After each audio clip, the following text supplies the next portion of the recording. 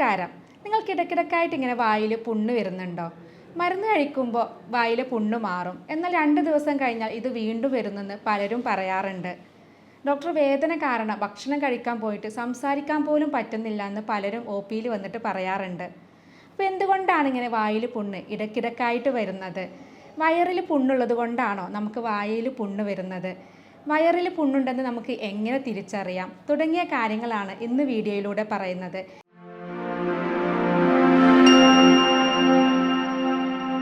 ഞാൻ doctor Semiya, doctor Basil's homeo hospital, Pandikkad, Malappuram ജില്ല.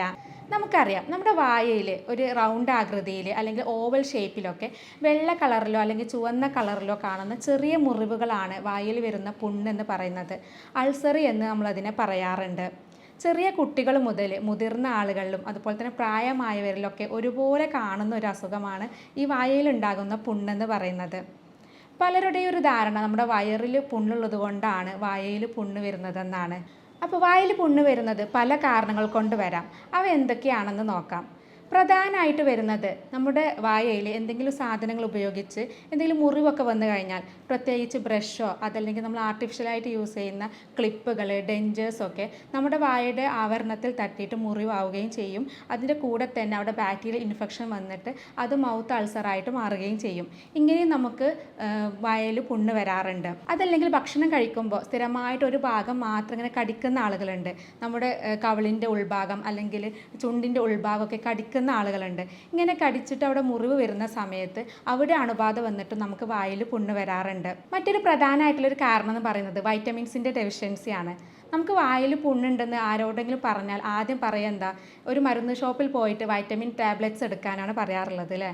പ്രധാനമായിട്ട് നമുക്ക് വൈറ്റമിൻ ബി കോംപ്ലക്സിൻ്റെ കുറവ് കൊണ്ടാണ് നമുക്ക് വായയിൽ പുണ്ണ് വരുന്നത്. അപ്പോൾ അത്തരക്കാർക്ക് അത് സപ്ലിമെൻറ്റ്സ് ആയിട്ട് എടുത്തു കഴിഞ്ഞാൽ അത് മാറുകയും ചെയ്യാറുണ്ട്. അതുപോലെ തന്നെ അയൺ ഡെഫിഷ്യൻസി കൊണ്ടോ അല്ലെങ്കിൽ ഫോളിക് ആസിഡിൻ്റെ ഡെഫിഷ്യൻസി കൊണ്ടോ നമുക്ക് വായയിൽ പുണ്ണ് വരാറുണ്ട്. സ്ത്രീകളിൽ പ്രധാനമായിട്ട് വരുന്നത് അവർക്ക് ഹോർമോൺ ചേഞ്ചസ് വരുന്ന സമയത്താണ്.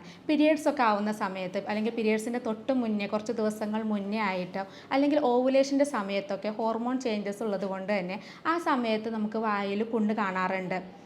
അതുപോലെ തന്നെ പുരുഷന്മാരിൽ കൂടുതലും കാണുന്നത് പുകവലി ശീലമുള്ള ആളുകളിലാണ്. അതുപോലെ തന്നെയാണ് അവരുടെ പുകയില ശീലങ്ങളുള്ളത്. ഹാൻഡ്സൊക്കെ കൂടുതലായിട്ട് യൂസ് ചെയ്യുന്ന ആളുകളിലൊക്കെ ഈ നിക്കോട്ടിൻ കൂടുതൽ ഇതിൽ അടങ്ങിയത് കാരണം ഇത് നമ്മുടെ വായയിലുള്ള ആവരണത്തിൻ്റെ പ്രതിരോധശേഷി കുറയുകയും അവിടെ നമുക്ക് കൂടുതലായിട്ട് ബാക്ടീരിയൽ ഇൻഫെക്ഷൻ വരാനുള്ള സാധ്യത കൂടുതലാവുകയും ചെയ്യും. ഇങ്ങനെ വരുമ്പോഴാണ് ആ ഭാഗത്ത് നമുക്ക് അൾസർ വരാനുള്ളൊരു ടെൻഡൻസി വരുന്നത്. നമ്മൾ സ്ഥിരമായിട്ട് ഇത്തരം ഉൽപ്പന്നങ്ങൾ ഉപയോഗിക്കുമ്പോൾ ഇത് മൗത്തിൽ അൾസറോ അല്ലെങ്കിൽ ക്യാൻസറിലോട്ട് നയിക്കുകയും ചെയ്യും. പല ആളുകളും പല തരത്തിലുള്ള ടൂത്ത് പേസ്റ്റുകളാണ് യൂസ് ചെയ്യുന്നത്.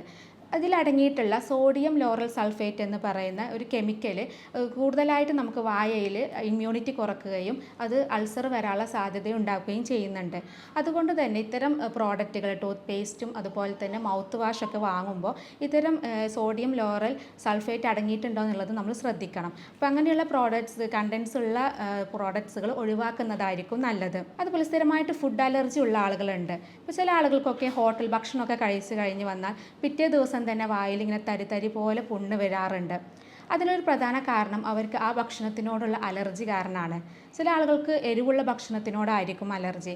അതല്ലെങ്കിൽ പാൽ ഉൽപ്പന്നങ്ങൾ, ബട്ടർ പോലെയുള്ള ഉൽപ്പന്നങ്ങൾ കൂടുതൽ കഴിച്ചു കഴിഞ്ഞിട്ടുണ്ടെങ്കിൽ, അല്ലെങ്കിൽ നട്ട്സ്, അതുപോലെ തന്നെ എരിവുള്ള ഭക്ഷണങ്ങൾ, സിട്രസ് പഴങ്ങൾ, ഇതൊക്കെ കൂടുതൽ കഴിക്കുന്ന ആളുകളിൽ ഫുഡ് അലർജി ഉള്ള ആളുകളാണെങ്കിൽ അവർക്ക് പെട്ടെന്ന് വായിൽ പുണ്ണ് വരാനുള്ള സാധ്യതയുണ്ട്. അതുപോലെ തന്നെ സ്ട്രെപ്റ്റോകോക്കൽ ബാക്ടീരിയയുടെ ഇൻഫെക്ഷന്, അതുപോലെ ഹെർപ്പിസ് വൈറസുകളുടെ ഇൻഫെക്ഷന്, സൈറ്റോമെഗാലോ വൈറസിൻ്റെ ഇൻഫെക്ഷനൊക്കെ ഉണ്ടെങ്കിലും നമുക്ക് വായിൽ പുണ്ണ് വരാം. അതുപോലെ നമ്മൾ വയറിൽ പുണ്ണുണ്ടാക്കുന്നതിൽ ഒരു പ്രധാനമായിട്ടുള്ളൊരു കാരണം എന്ന് പറയുന്നത് ഹെലിക്കോബാക്ടർ പൈലോറി ബാക്ടീരിയയുടെ അണുബാധ കൊണ്ടാണ്. അപ്പം അങ്ങനെ നമ്മുടെ ബോഡിയിൽ അങ്ങനെ അണുബാധ ഉണ്ടെങ്കിൽ അത് നമുക്ക് വായയിലും പുണ്ണുണ്ടാക്കാറുണ്ട്. ഇനി ഇതിന് കൂടെ തന്നെ നമുക്ക് വയറിൽ പുണ്ണ്, ഗ്യാസ്ട്രൈറ്റിസ് പോലെയുള്ള അസുഖങ്ങൾ വന്നു കഴിഞ്ഞിട്ടുണ്ടെങ്കിലും വായയിൽ പുണ്ണ് വരാം. നമ്മുടെ വയറിൽ കാണുന്ന മറ്റൊരു അസുഖമാണ് സീലിയാക് ഡിസീസ് എന്ന് പറയുന്നത്. ഗോതമ്പ് അതുപോലെ ഓട്സ് പോലെയുള്ള ഭക്ഷണങ്ങളിൽ കൂടുതലായിട്ട് ഗ്ലൂട്ടൻ അടങ്ങിയിട്ടുണ്ട്. അപ്പോൾ ഇത്തരം ഭക്ഷണങ്ങൾ കഴിക്കുമ്പോൾ ഉണ്ടാകുന്ന ഒരു അസുഖമാണ് സീലിയാക് സെലിയാക് ഡിസീസ് എന്ന് പറയുന്നത്. അപ്പോൾ ഇത്തരം ആളുകൾക്ക് ഇതിൻ്റെ അലർജി കാരണം വായിൽ പുണ്ണ് വരാനുള്ള സാധ്യതയുണ്ട്. അതുപോലെ തന്നെ സ്ഥിരമായിട്ട് IBSൻ്റെ പ്രശ്നമുള്ള ആളുകൾ, അതായത് ഇറിറ്റബിൾ ബവൽ ഡിസീസ്, നമുക്ക് എന്തെങ്കിലും ടെൻഷനോ കാര്യങ്ങളൊക്കെ വരുന്ന സമയത്ത് ബാത്റൂമിൽ പോകാൻ ടെൻഡൻസി വരിക, ഭക്ഷണം കഴിച്ച ഉടനെ ബാത്റൂമിൽ പോകണമെന്ന് തോന്നുക, അല്ലെങ്കിൽ നമുക്ക് എന്തെങ്കിലും എക്സാമോ അതല്ലെങ്കിൽ ഇൻ്റർവ്യൂ ഒക്കെ വരുന്ന സമയത്ത് ടോയ്ലറ്റിൽ പോകാനുള്ള ടെൻഡൻസി വരിക, ഇങ്ങനെയുള്ള ലക്ഷണങ്ങളൊക്കെ കാണിക്കുന്നുണ്ടെങ്കിൽ അത് IBS അല്ലെങ്കിൽ ഇറിറ്റബിൾ ബവൽ ഡിസീസിൻ്റെ ഒരു ലക്ഷണമാണ്. അപ്പം അങ്ങനെയുള്ള ആളുകളിലും വായിൽ പുണ്ണ് വരാനുള്ള സാധ്യതയുണ്ട്. ഇപ്പോൾ പലരുടെയും ഒരു ധാരണ നമുക്ക് വയറിൽ പുണ്ണ് വരുമ്പോൾ മാത്രമാണ് വായിൽ പുണ്ണ് വരുന്നതെന്നാണ്. എന്നാൽ അങ്ങനെയല്ല, ഈ കാരണങ്ങൾ കൊണ്ടൊക്കെ നമുക്ക് വായിൽ പുണ്ണ് വരാം. അപ്പോൾ ഇത്തരം കാരണങ്ങൾ എന്തൊക്കെയാണെന്ന് മനസ്സിലാക്കി അതിന് കറക്റ്റായിട്ടുള്ള ചികിത്സ എടുത്തു കഴിഞ്ഞിട്ടുണ്ടെങ്കിൽ നമുക്കത് പൂർണ്ണമായിട്ട് തന്നെ മാറ്റിയെടുക്കാം.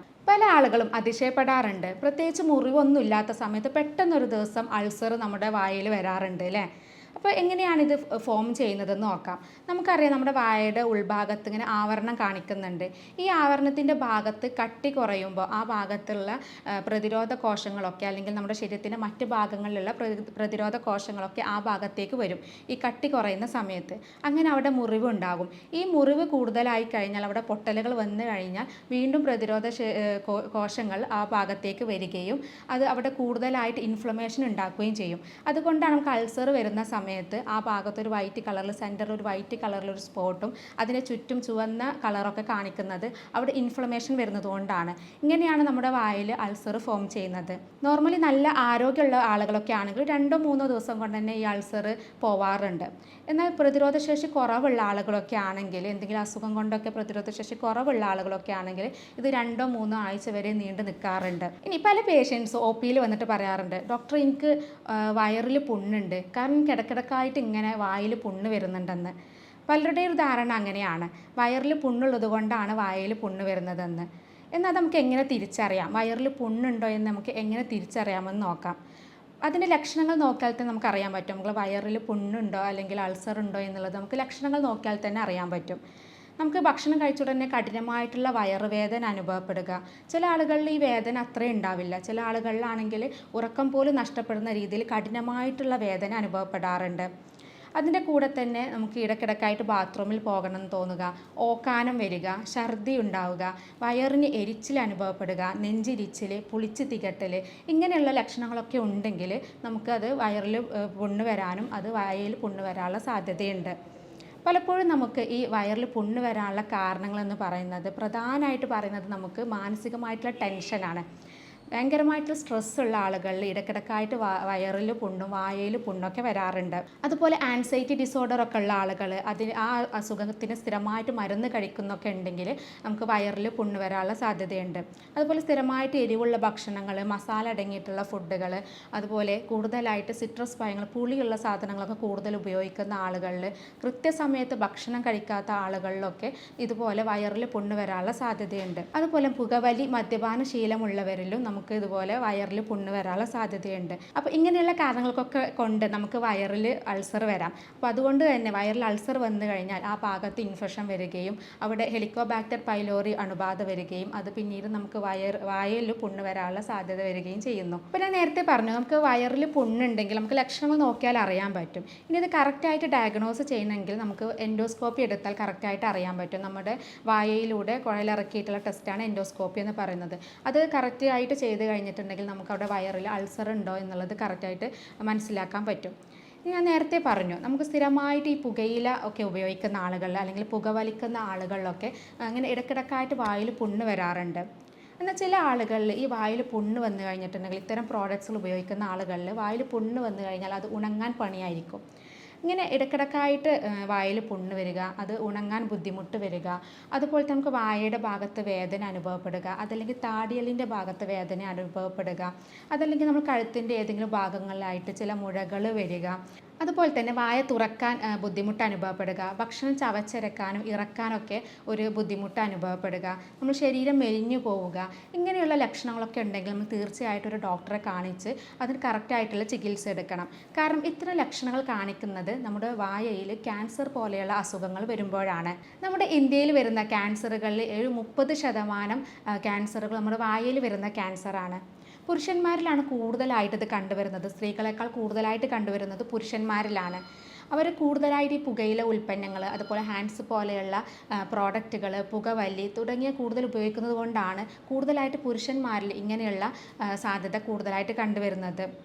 അതുപോലെ തന്നെ നമ്മുടെ മൂർച്ചയുള്ള പല്ലുകൾ, അതുപോലെ നമുക്ക് അളവ് കറക്റ്റ് അല്ലാത്ത വെപ്പ് പല്ലുകളൊക്കെ ഉള്ള ആളുകളിലും അവിടെ സ്ഥിരമായിട്ട് മുറിവ് വരാനും അത് ക്യാൻസർ പോലെയുള്ള അസുഖം വരാനുള്ള സാധ്യതയുണ്ട്. സ്ഥിരമായിട്ട് നമുക്ക് സൂര്യപ്രകാശം കൊള്ളുന്ന ആളുകളിലും അതുപോലെ വായയിൽ ക്യാൻസർ വരാനുള്ള സാധ്യതയുണ്ട്.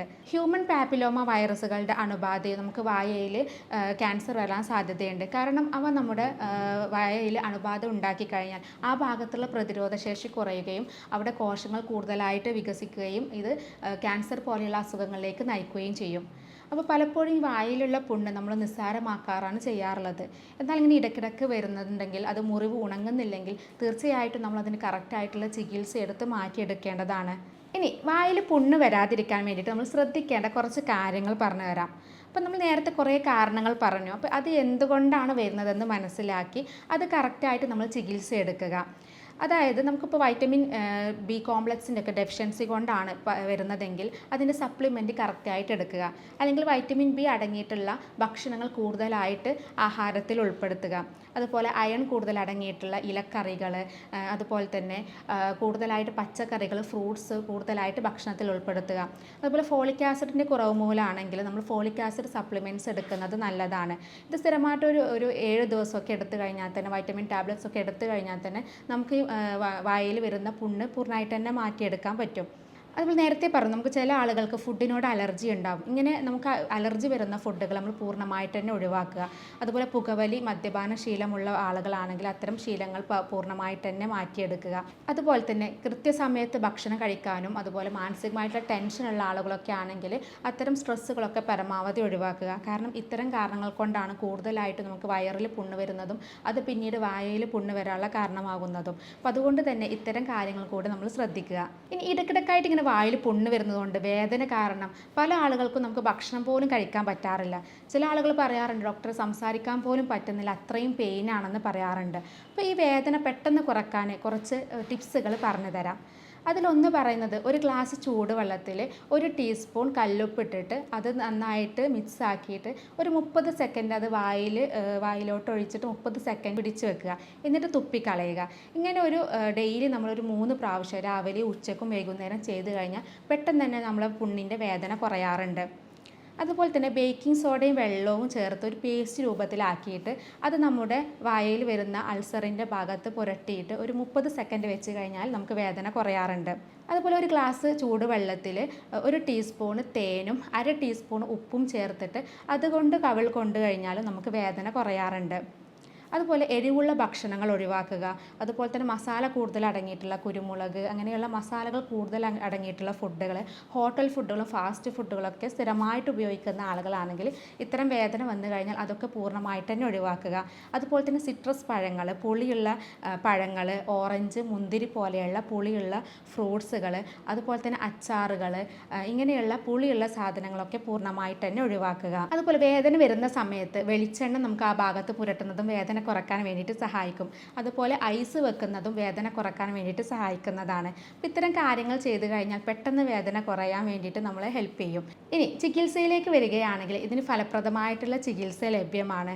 നമുക്ക് ഇടയ്ക്കിടയ്ക്ക് വരുന്ന ഈ വയറിലെ പുണ്ണ്, അതുപോലെ തന്നെ IBS, ഗ്യാസ്ട്രൈറ്റിസ് പോലെയുള്ള അസുഖങ്ങൾ കൊണ്ടാണ് ഇന്ന് മിക്ക ആളുകളുടെയും നമ്മുടെ ഭക്ഷണ രീതിയിലുള്ള പ്രശ്നങ്ങൾ കൊണ്ടും നമ്മുടെ ജീവിത ശൈലിയിലുള്ള മാറ്റങ്ങൾ കൊണ്ടൊക്കെയാണ് ഇന്ന് മിക്ക ആളുകളിലും ഈ വായയിൽ പുണ്ണ് വരുന്നത്. അപ്പോൾ അത്തരം കാര്യങ്ങൾ കൊണ്ട് തന്നെ നമുക്ക് കറക്റ്റായിട്ട് ഈ ഒരു അസുഖങ്ങൾ ചികിത്സിച്ച് കഴിഞ്ഞാൽ നമുക്ക് ഈ വായിൽ പുണ്ണ് വരാതിരിക്കാൻ വേണ്ടിയിട്ട് സഹായിക്കും. അതുകൊണ്ട് തന്നെ കറക്റ്റായിട്ടുള്ള ചികിത്സ ഇതിനൊക്കെ ലഭ്യമാണ്.